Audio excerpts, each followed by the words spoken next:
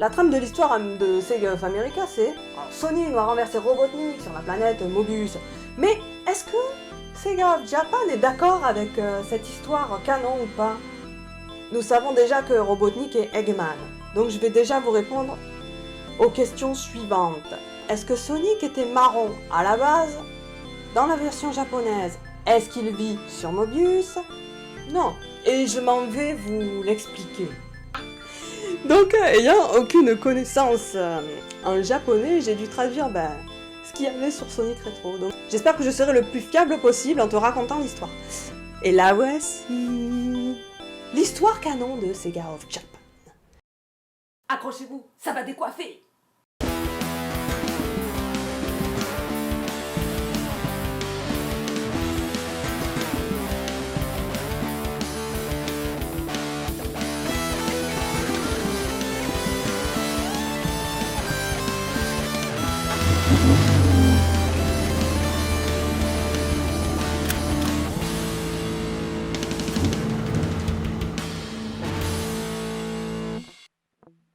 L'histoire originale de Sonic, les notices de jeu japonaises.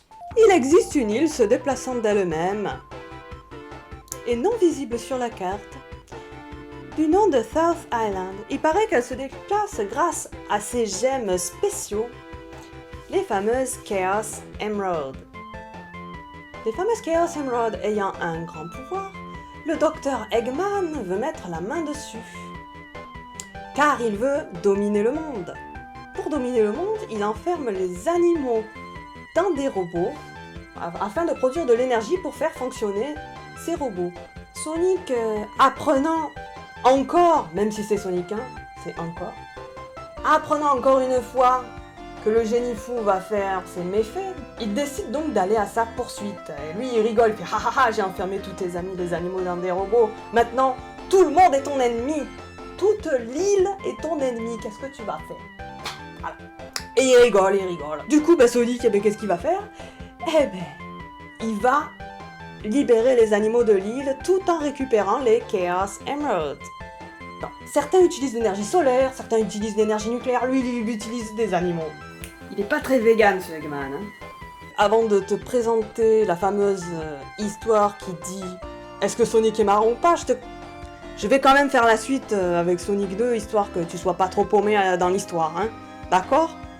Attention, là-dessus, je différencie le Tails japonais en l'appelant de son nom entier, Miles Tails Power, et le Tails américain en l'appelant uniquement Tails. Sachant que dans un épisode de Sonic Chaos Adventure of Sonic the Hedgehog, c'est-à-dire le dessin animé américain, Sonic l'appelle Miles pour le taquiner, et Tails lui répond Berk pour dire qu'il n'aime pas son vrai prénom. Cela montre bien qu'il a aussi ce prénom dans la version américaine. Le fait d'entendre Miles Tails Power trop souvent peut probablement irriter. Je vous prie d'accepter mes plus plates excuses pour la future irritation occasionnée. Après avoir déjoué les terribles plans du docteur Eggman, parce que dans Sonic 2, il avait créé le fameux Death Egg, l'œuf de la mort, et l'avoir fait tomber, Sonic a envie encore de nouvelles aventures, et donc il prend son avion, le Tornado, et décide de faire un petit tour. Sur un coup de tête, il atterrit sur une île. Mais il ne sait pas que l'île a à peu près la même légende que la précédente, c'est-à-dire qu'il y avait ces fameuses Chaos Emerald dessus. Cette île s'appelle la West Side Island, l'île de l'Ouest. Et Sonic ne se rend pas compte tout de suite, mais il était suivi par un petit renard à deux queues. On apprendra plus tard qu'il s'appelle Miles Tails Power.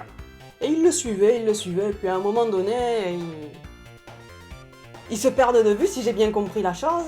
Sonic décide de se mettre là où il y avait son avion, et il fait une petite sieste sous l'aile de l'avion.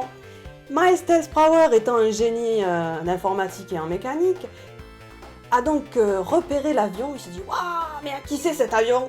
Il remarqua que Sonic était sous une aile de l'avion, et donc il a dit « Ah d'accord, c'est à lui l'avion !» Bon, ce petit moment de paix et de sieste de Sonic fut arrêté par un gros boum. Il se réveille d'un seul coup et il regarde à l'horizon et il voit les machines d'Eggman. Maudissant le nom d'Eggman, il va alors à sa poursuite. sachant qu'il avait encore fait de mauvaises choses. De mauvaises choses. Il partit à sa poursuite. Et devinez qui le suit? Miles Tells Prower. Je vais vous expliquer maintenant la différence entre Tells et Miles Tells Prower. Donc tout d'abord, nous avons le Tells américain qui est juste un petit renard de 4 ans et demi et qui ne sait pas lire, la preuve en vidéo. Voyons un peu ses notes. Je n'ai que 4 ans et demi, je n'ai pas encore l'âge d'écrire. Et donc, comme tu l'as compris précédemment, Miles Tells Prower est un génie en informatique et en mécanique. Et il doit avoir le QI d'Eggman. Ça n'est pas écrit dans les notices, mais à mon humble avis, il doit avoir... Allez, comme Eggman à 300 de QI, il doit avoir un peu plus... il doit avoir à peu près la même chose. Et ensuite, pour te répondre au fameux truc de est-ce que Sonic est marron ou pas, je m'en vais te répondre de suite ou pas, parce que c'est quand même une histoire assez longue, Sonic 3, ne t'endors pas surtout, hein. Alors ce mot Death, ça se prononce comme Henry Death, quoi, hein. Je ne sais pas pourquoi à la suite je l'ai prononcé 10 Egg au lieu de Death Egg, mais bon, je devais être fatigué ce jour-là, hein. Dans l'épisode précédent, Sonic 2, vaincu le Dr Eggman, ainsi détruisant, ou plutôt partiellement, sa forteresse volante, le Death Egg. Le destin étant un bien étranger guide, il se peut que la trajectoire de Death Egg allait vers une île qui a parcouru les océans sans jamais y plonger. Cette île était en fait un atoll flottant, une île rocailleuse si tu préfères, hein, ma foi. Mais malheureusement pour cette île, une fois que le Death Egg a atterri violemment dessus, l'île s'est mise à tomber dans l'océan et ainsi faisant un sacré raz-de-marée. Quelques jours donc après cet incident, Miles Tells Prower, appelons-le plutôt Tells, avait fabriqué un genre de radar à joyaux. Et il avait donc capté l'énergie des Chaos à travers ce radar. Pensant que ça avait quelque chose à voir avec le super raz-de-marée qu'il y avait eu quelques jours auparavant, il décide d'aller voir Sonic pour lui en toucher 2 mots. Du coup, hop, il vole vers la plage où Sonic se trouvait. Sonic faisait sa sieste, comme à son habitude après chaque aventure. Et tout d'un coup, Tells arriva juste au moment où Sonic émergeait de sa sieste et il lui dit alors ce qu'il pensait.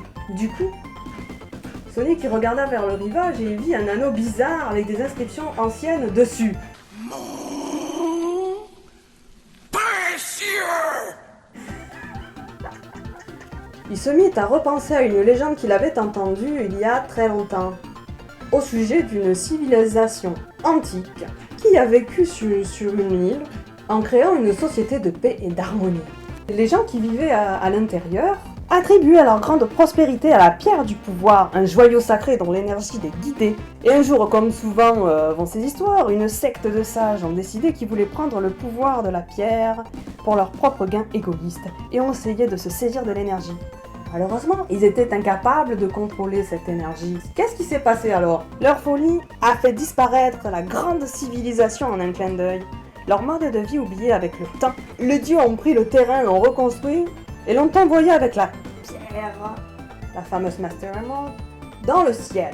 Bien qu'ils ne connaissaient pas la base de la légende dans les faits, Sonic a quand même décidé de se dire allez, on part à l'aventure, on y va, suivi de son fidèle acolyte Miles Tells.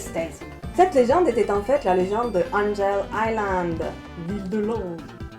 Et donc, quelques instants avant l'impact, Knuckles, le gardien de l'île, Angel Island, s'adonnait à ses tâches quotidiennes qui est de regarder si les émeraudes du chaos sont bien en place sur chaque hôtel.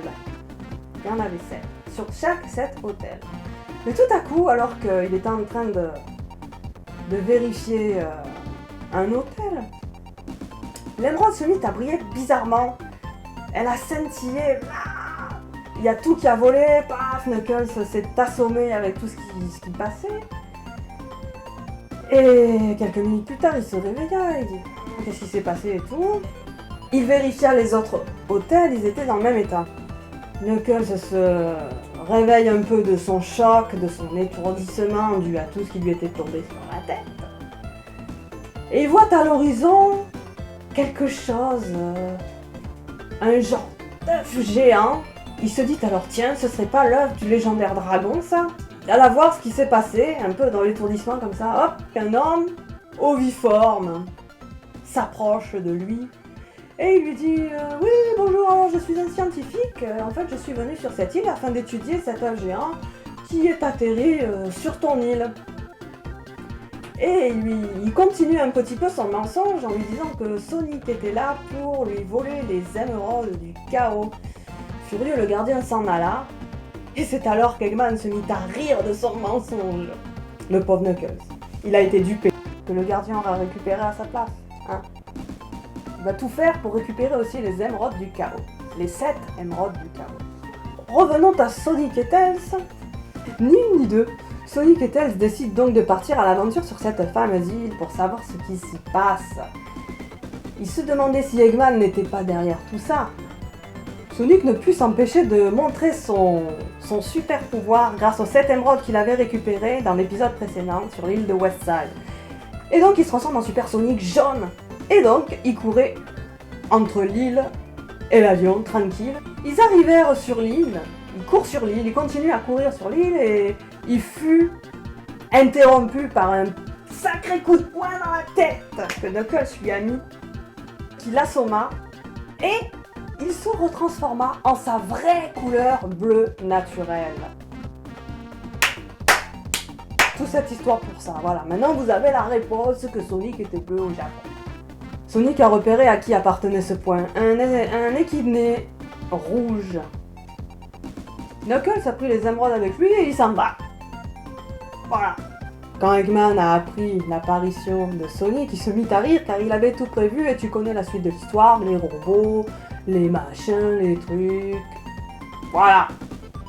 Et pour ainsi trouver les émeraudes du chaos afin que sa forteresse volante puisse être de nouveau en marche, fonctionnelle.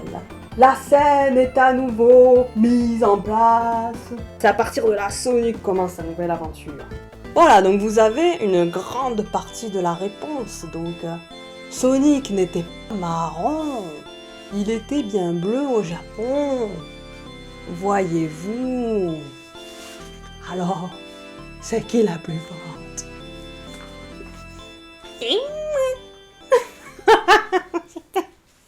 L'épisode 2 se terminera par une 4e partie. Donc dans la partie 4, on parlera où vit Sonic, quelle planète où il vit. Ensuite, il y aura un épisode 3, de dur d'être fan de Sonic bien sûr.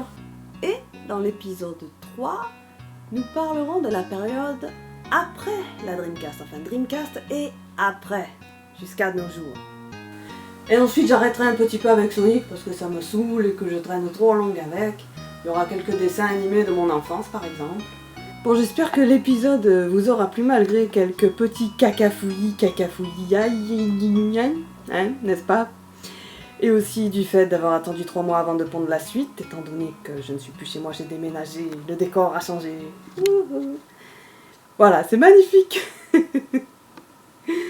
Et actuellement, je ne suis plus dans le sud de la France, donc voilà, c'est un peu difficile pour faire mes montages vidéo. Le temps de revenir ici, tout ça, c'est un peu le rush. Voilà, j'espère que tu auras tout de même apprécié cet épisode. Je te dis au revoir. Et je l'espère le plus à bientôt possible.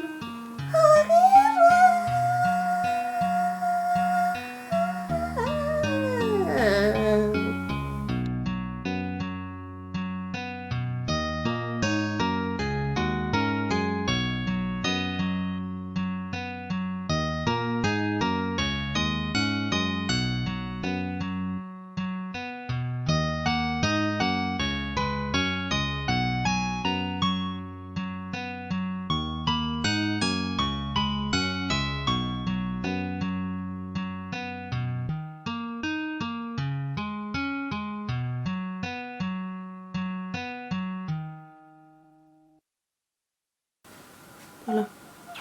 Vas-y.